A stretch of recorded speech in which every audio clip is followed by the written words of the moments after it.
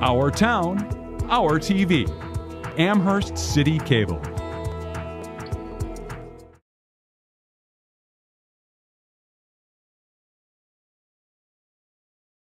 September 22nd, regular meeting of the Amherst City Council will come to order. Roll call, please. Mr. Bukovac? Here. Mr. Goodell? Here. Mr. Van Schuren? Here. Mrs. Wasilk? Here. Mr. Winarski? Here. Mr. Miller? Present. Mr. Janik? Here. We'll stand for the prayer by Chaplain Silk and remain standing for the pledge of the flag by Sergeant at Arms Bukovac. Will you bow with me, please? Gracious God, bless this meeting tonight. Bless all who are here. Bless especially those in need of your wisdom and support. Tonight we ask a special blessing of wisdom and support for our country's president. Guide him through the great challenges that he is facing. Keep your protecting hand over him. Bless him, bless us all. And now may the words of our mouths and the meditations of our hearts be acceptable in your sight, O Lord, our rock and our Redeemer. Amen. Amen. I pledge allegiance to the flag of the United States of America and to the republic for which it stands, one nation, under God, indivisible, with liberty and justice for all. Move on to item 4, the consent agenda.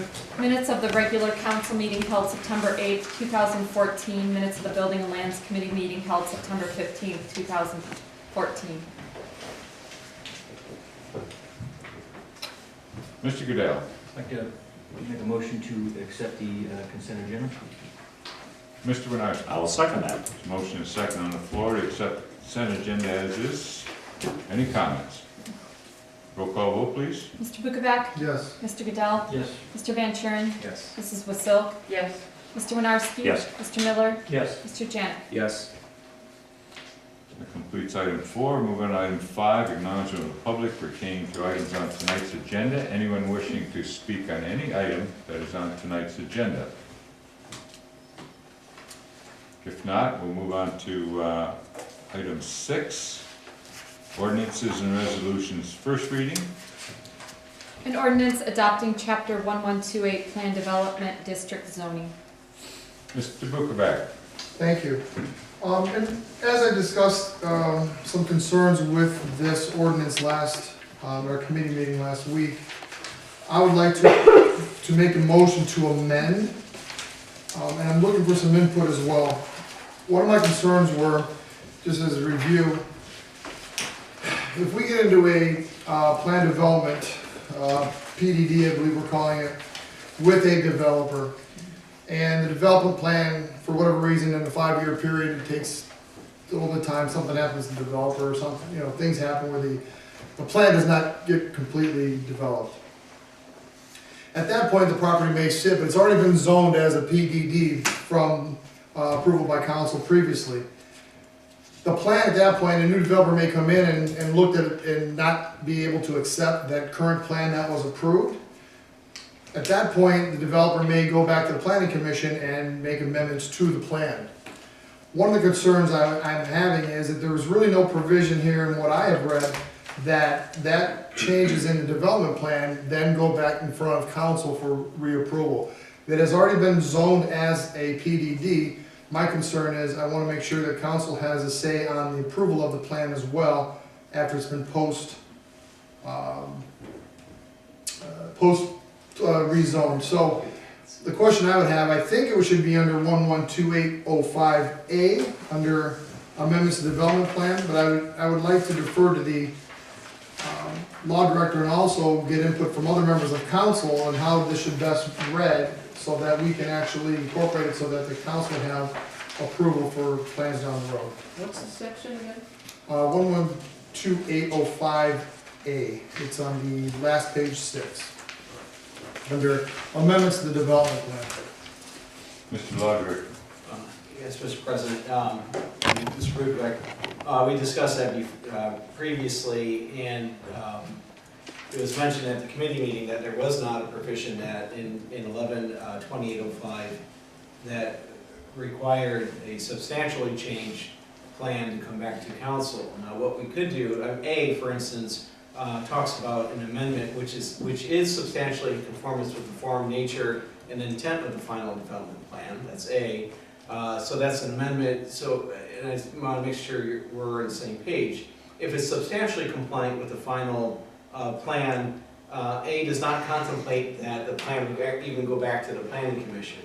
I think what you're talking about, if there is a substantial change in the plan, which causes the plan not to be within the same form, the nature, etc., that was originally contemplated. And B actually discusses the law department, the law director determines that the plan is still in line with the original zoning, then basically it's okay. If it's not, then it goes back to the planning commission to make a determination of compliance or non-compliance. I think what you're saying is that then, if that's the case, there should be the extra step of it being before council after the planning commission approves the new plan, so to speak, and you would like council to have its input. I agree, that was very well spoken. I think that definitely defines how my scope of like to see how that would actually happen. Right, so what I would suggest to council is that we amend 112805 to add section C, which would be the follow-up, or actually a part of B, which indicates that if there is, how about this, when the law director determines that a proposed plan, request for permit, development, or construction may not be in compliance with the final development plan, the planning commission may make a determination of compliance or non-compliance. Thereupon, it shall go before council for final approval. That would be perfect for me. Thank you. Is that it, Mr. Bubeck? That is it. Thank you. Thank you. Mr. Miller? Thank you, Mr. President.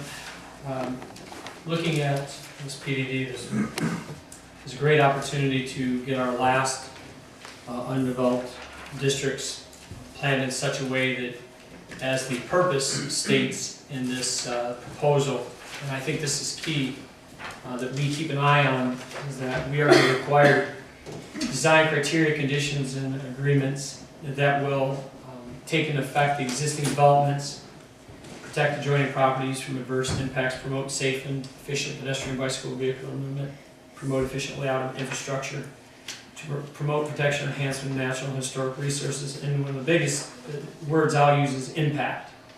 What is this new plan going to do in its way of impacting our infrastructure and our neighbors? So with that, I think that it's crucial, as Councilman Bubeck had stated, that we, the spokespeople up here for our residents, have a last opportunity to come out and say something about this, about the plan, and especially if it's going to be amended after we've approved. So with that amendment added, I feel extremely comfortable that we can do our job and our due diligence of being that last bastion of representation for the people when it comes to fulfilling a PDD in the city of Amherst. And that's all I have. Thank you. Thank you. Mr. Van Kuren? Yeah, I have a quick question. I'm not sure if it's best directed to the mayor or the safety service director. So last week we had spoken about examples of the type of development that would be facilitated by this type of zoning, and Crocker Park was brought up as an example, although I'm sure we aren't thinking of something on that grand of a scale.